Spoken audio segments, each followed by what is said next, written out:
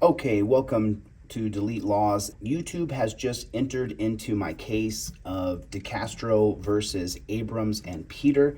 If you guys don't know, I came onto YouTube a little over a year ago, and when I came onto YouTube, it's the wild, wild west here. There is a channel ran by a guy named Josh Abrams called Accountability for All. Josh Abrams is a felon. He's been accused of all kinds of crimes. This piece of shit did to me. Real crimes against people, and I think he's an overall scumbag. As a matter of fact, when the deposition tapes come out from this particular case, you're going to find out that Josh Abrams is a scumbag. And I'm also suing a woman named Kate Peter, who runs a channel called The Troll Mafia. And I also sued YouTube, and I'll make it very clear why. You won't have to have followed the entire case to get to where we are now, but I'll show you why I'm suing YouTube as well. So I sued YouTube, and what YouTube has done is they filed a motion to dismiss, and they also filed a motion to move the case to Northern California. So this is a basic introduction, offers the following response to defendant YouTube motions to transfer the case to Northern California. Plaintiff, me, did not agree to sue in the Northern District of California. YouTube has clearly not read the first amended complaint and the first and second supplemental complaint brought by plaintiff in this action. This action is regarded in agreement between plaintiff and YouTube. So they have a lawyer named Benjamin Margot who weighed in and put a bunch of boilerplate copy and paste things together and said, hey, let's just move the case. However, Mr. Margot, the devil is in the details. Plaintiff has brought this copyright infringement action against YouTube users that are committing wholesale copyright infringement of plaintiff's creative works. YouTube has been joined as it is least partially liable for the failures to abide by the Digital Millennium Copyright Act, DMCA. In violating the DMCA, YouTube has lost its safe harbor protections that would normally have under the Communication Decency Act under U.S. Code 42, Section 230. So it'll explain it further here. Although YouTube interprets their terms of service between plaintiff as plaintiff promised to pursue all federal litigation regarding the service exclusively in the Northern District of California, the actual terms say otherwise. The term of services defines services as the products, services, and features we make available to you as part of the platform. The TOS then goes on to say, all claims arising out of or relating to these terms of service will be governed by the California law except California's conflict of laws rules and will be litigated exclusively in the federal or state courts of Santa Clara. You and YouTube consent to personal jurisdiction in those courts. Now, if you're unaware, there is a woman up in Santa Clara County, California named Susan Bassey. Her name of her channel is called Susan Bassey. And what her primary focus is on right now is how corrupt the judges are in Santa Clara, California. They've been bought off by big business. That would be Google. That would be Facebook. That's why they want to get their cases to Santa Clara, California, because all the big tech companies have paid off the judges. That's a fact. This makes it clear that the forum selection clause in the terms of service and the terms of service itself apply only to claims between users of the service and YouTube related to the products and services that YouTube provides. YouTube's wild interpretation would require anyone that's ever watched a YouTube video to be bound to bring all claims against YouTube in accordance with the forum selection clause in the terms of service, regardless of whether those claims arose due to its service. Why do they want to get it in Santa Clara? Because the judges are bought off. YouTube then cites many cases related to parties suing YouTube for its services are irrelevant here. All the cases that YouTube cited are irrelevant in this particular motion to transfer to Santa Clara. YouTube then cites many cases related to the parties suing YouTube for its services it provides, which are irrelevant here. The instant action is likely Viacom International versus YouTube, where YouTube did not argue that its terms of service applied, and rightly so. Viacom's action was related to YouTube's failure to take appropriate action for copyright infringement on its platform. Viacom had arguably used YouTube in order to see that there was infringing content on the platform and therefore arguably had agreed to the terms of service.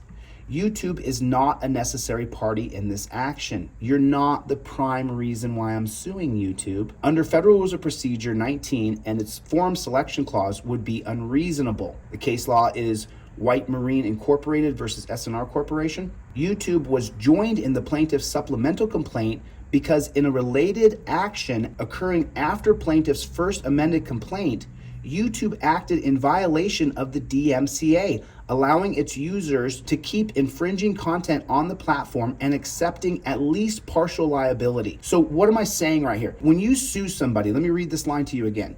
YouTube acted in violation of the Digital Millennium Copyright Act, allowing its users to keep infringing content on its platform and accepting at least partial liability. When I sued Josh Abrams and Kate Peter for copyright infringement, that means any video that I have listed in the original or supplemental complaints, according to the Digital Millennium Copyright Act, those videos have to be taken down from YouTube. And YouTube is such a gigantic monster that they just ignored the rules. And that's why I sued them. Even if YouTube's terms of services applied for a forum selection clause, YouTube was added later. It is not a necessary party. A forum selection clause only prevents a party from arguing against using that forum for its own convenience. Here, plaintiff argues for the convenience of the necessary parties, especially named defendants Catherine Peter and Joshua Abrams, who reside in or around Massachusetts. Additionally, this court does not allow for changes of heart. Miss Burroughs, the judge who goes to all the police banquets, who wins all the awards from the Fraternal Order of Police, who wins all the awards from the cop shops, she loves cops. This court, she told me when I went to change the venue previously to California, when I went to have the case dismissed so I could refile it, she said, "Oh no, Mr. DeCastro, you don't get to have a change of heart." Well, Miss Burroughs, I hope you keep that same energy. Let me know how that next banquet is though, hon. Circumstances have changed. YouTube cites Marine Construction versus United States District Court, Alt Marine Cities of Bremen versus Zapata Offshore Company, which goes on to explain that the court drew distinction between a situation in which parties contemplated that the alleged inconvenience at the time agreement was negotiated and a situation where the inconvenience is a result of circumstances which were not present at the negotiation stage. Not knowing that YouTube would violate the DMCA and add itself to this action after it was filed would clearly apply. So we didn't know that I'd be suing YouTube. We didn't know that we'd be suing YouTube until after we filed copyright law against the defendants. Then YouTube allowed them to keep their videos up. Every single person who I have copyright struck, the video has to come down. YouTube doesn't arbitrarily get to decide, well, after 10 days, we're putting it back up. No. There is an entire different, the Digital Millennium Copyright Act. YouTube is not the boss.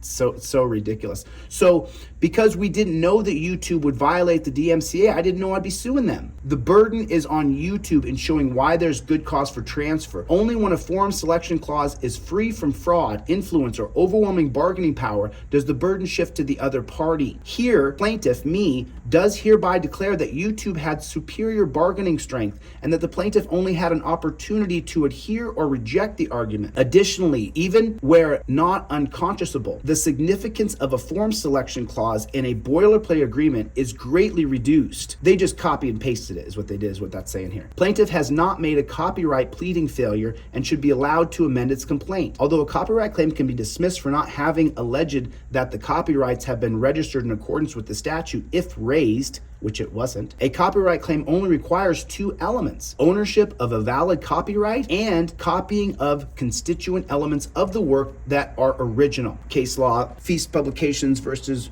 Rural Telephone Services. Here, YouTube has joined the party a bit late, and the other parties never raised the issue. Plaintiff does hereby declare that it has successfully and completely registered at least one of the key video in the complaint, and the registration can easily be found by searching the catalog at loc.gov. Plaintiff did not license its videos to YouTube for any use. The key video in this litigation was never published to YouTube to be broadcast to the public, only as a safe storage space. Also, again, plaintiff complaint against YouTube allowing its users to infringe on the plaintiff's content.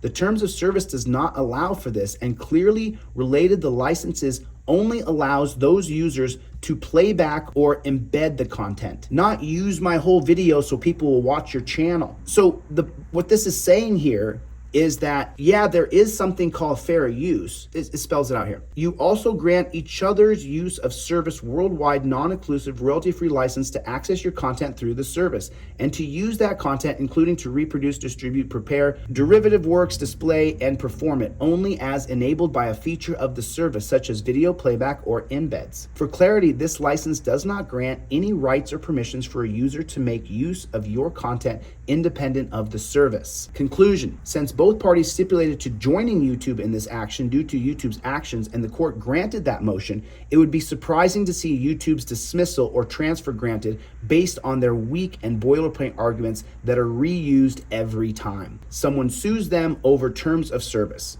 YouTube should at least be required to read the complaint and make relevant arguments.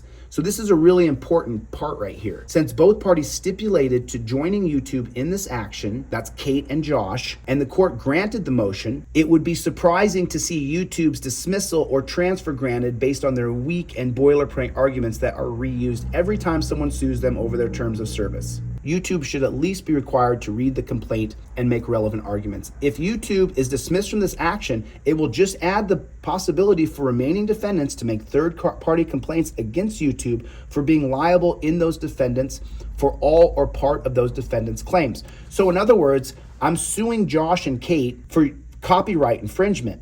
And when they're found guilty, then they're going to say, well, YouTube was partially liable because the video was taken down, but then put back up in violation of the DMCA, meaning that they're not fully liable for the damages. YouTube is partially liable. It would actually be convenient to the plaintiff to have this action transferred, but plaintiffs certainly did not agree to a relevant form selection clause that would require it, even if the plaintiff did agree. Exceptional circumstances exist that would make it unreasonable, especially for the other parties. Plaintiff prays that the court deny both of YouTube's motions. I declare under penalty of perjury, pursuant to Rule 7.1A2, the court has waived this local rule for the remainder of this action. You know, everybody said this week, if you're paying attention, all the YouTube lawyers said, oh, YouTube, it's so funny, all the lawyers on YouTube, all the people who make videos on YouTube as lawyers said, oh, Google came in and smacked him down. They didn't consider the facts that every single thing that YouTube cited as case law was irrelevant. I didn't start off suing YouTube. I didn't go after YouTube to then say, oh yeah, for sure I agreed to that so we could transfer to the Northern District of California. No, I sued Josh and Kate, and then YouTube got looped into it for violating the DMCA rules. That's why YouTube's a part of this action, for allowing these people to infringe on my copyright claims when they are in federal court. When you sue any other person on YouTube for copyright infringement, according to the DMCA rules, YouTube has to remove the URL from public view. That's just the rules. So, Ms. Burrows, I know you love the cops, but do you love the law? Because this is plain as day. Wouldn't shock me at all, though, if she cheated me. Remember, she's in love with cops. So, are we going to get a fair trial here? We'll see. I'm publishing this. As you guys know, I don't talk about a lot. I have 6 different court cases going on around the country. I don't talk about them very often.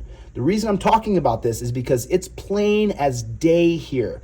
We have laid it out plain as day that this is about YouTube not following the DMCA rules, and they've lost their safe harbor protection and they got to pay. But not if they get to the Northern District of California where the judges will rule in their favor. Thanks for coming to my TED Talk. I really appreciate it. I'll see you guys on the next one. We don't stop.